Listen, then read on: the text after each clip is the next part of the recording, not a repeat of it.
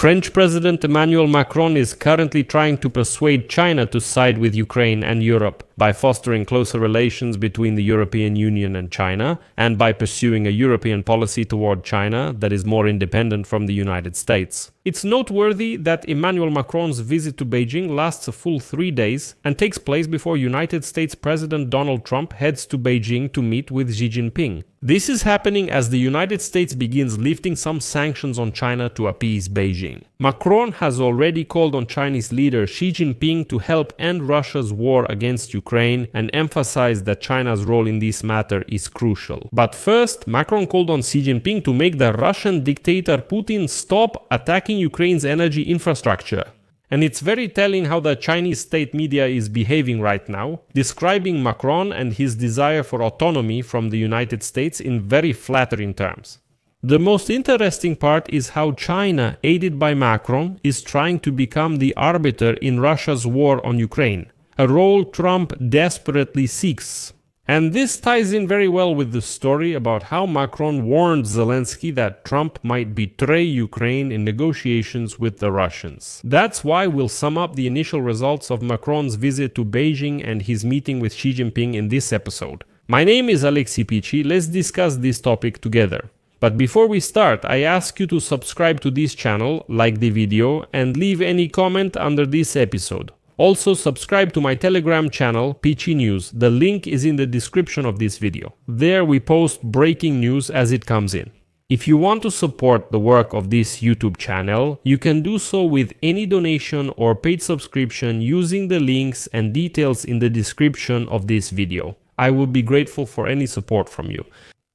So the President of France, Emmanuel Macron, is in China on his fourth state visit during his presidency. But he has already called on the Chinese leader Xi Jinping to help end the war in Ukraine and emphasized that China's role in this matter is crucial. Quote,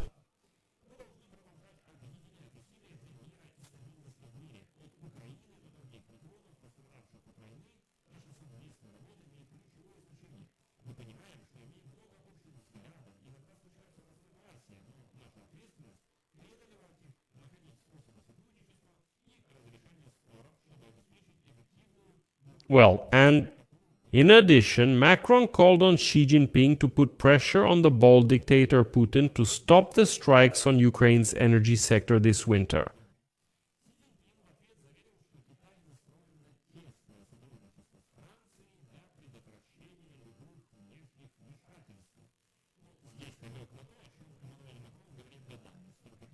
Well, let me remind you that this is Macron's fourth state visit to China since he was elected president in 2017.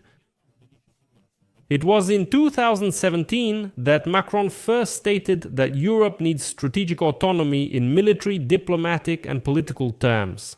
Xi Jinping was received with great ceremony in France earlier, in 2024. The Élysée Palace notes that the time the Chinese leader will spend with Macron until Friday, including in private, highlights the importance of the relationship between the two countries. And here it's interesting to see how these news about Macron's visit to Beijing are being covered by Chinese state media. It's crucial to understand China and France's intentions. Let's unravel this now. There is a publication called Global Times. It's an English-language communist newspaper in China, and I often check what they write to understand Beijing's real position. Because this newspaper is the mouthpiece of the Communist Party, and today Global Times writes, and I quote, "As far-sighted and responsible independent major countries, China and France serve as constructive forces in promoting multipolarity and strengthening solidarity and cooperation among humanity," said Xi Jinping. Xi Jinping stated that China is ready to cooperate with France at all times based on the fundamental interests of the two peoples and the long-term interests of the international community, maintaining equal dialogue and open cooperation, so that the comprehensive strategic partnership between China and France continues to develop confidently and prosper over the next 60 years, fully demonstrating its strategic value and making a new contribution to promoting a just and orderly multipolar world. Xi Jinping emphasized that regardless of changes in the external environment, China and France must always demonstrate strategic vision and independence as leading powers. Well, Then Xi Jinping directly states that he is interested in making France almost a key partner of China in Europe. Quote,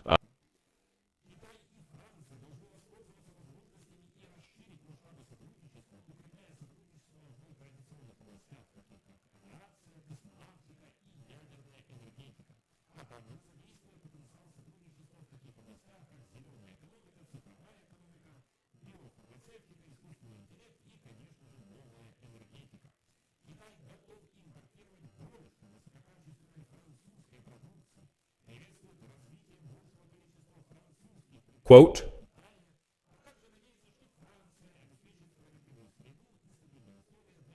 quote. And this is where things get really interesting. Emmanuel Macron cannot separate these issues from Russia's war against Ukraine, as this decision was made long ago at the oil level. And so Western governments, European governments, accuse Beijing of providing Russia with significant economic support for waging war, particularly by supplying military components for the defense industry.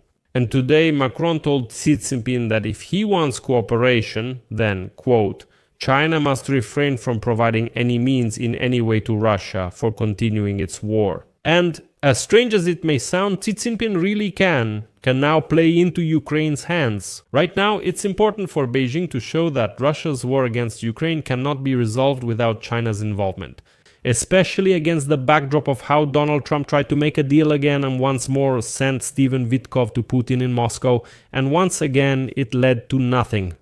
The second component of China's interests is to prevent excessively active rapprochement between Russia and the United States. Not me, because in China they understand that this is possible. If Trump really persuades Kyiv to make huge concessions and a peace agreement is signed that is absolutely unfavorable for Kyiv, then Moscow will have the opportunity to get closer economically and in terms of trade with the Americans. This is very bad for China. Moreover, large-scale concessions for the Kremlin will become a starting point from which Russia will try to regain its influence. For example, in Central Asia and the Caucasus, China has actively entered and strengthened its presence during the years of full-scale war. And the third reason is the issue of Taiwan, which is extremely interesting for us. Remember 2023 when China presented its peace plan consisting of just 6 points. Back then, Putin also said no, this peace plan doesn't suit us. It seemed odd that Putin's ally Xi Jinping released his peace plan and Putin criticized it. So the first point of this peace plan sounded very interesting. It was about the sovereignty and territorial integrity of Ukraine. For China, this matters greatly, not out of strong support for Ukraine, but because of Taiwan, which China sees as part of its territory, and the recognition of the so-called new Russian territories through the stage of recognizing people's republics like the Luhansk People's Republic and Donetsk People's Republic is a very bad, terrible precedent for Beijing. And this can be used, this should be used, because then it turns out that if China agrees to all this and allows Putin to end the war this way, the whole world will say to Xi Jinping, listen, wait a minute. You identified some Luhansk People's Republic and Donetsk People's Republic here, which later reportedly joined Russia. So, what's the issue with Taiwan? You recognized the People's Republic of Taiwan before. Why did you stop? You recognized Luhansk People's Republic and Donetsk People's Republic, didn't you? And now let's remember how today Der Spiegel writes that before the trip to Beijing, Macron, Friedrich Merz and several other European leaders called Zelensky and assured him that Trump might betray Ukraine on the issue of territory and security guarantees. That's why Europe needs to act autonomously in this regard. I think France's president is a good mediator with Xi Jinping since she appreciates Macron's push for strategic autonomy from the United States. As a result, we see that another attempt by the United States to bring the negotiations on Ukraine to peace has failed. The peace process outlines might take shape as early as 2026, in 2026 notably with China's participation. So if Macron is successful in negotiations with Xi Jinping, it could bring absolutely unexpected results. I'll leave it at that. Share your opinions and conclusions in the comments under this episode, subscribe to the channel, hit the bell, and don't forget to like. That's all for now. Take care of yourselves. See you, Subtitles Made.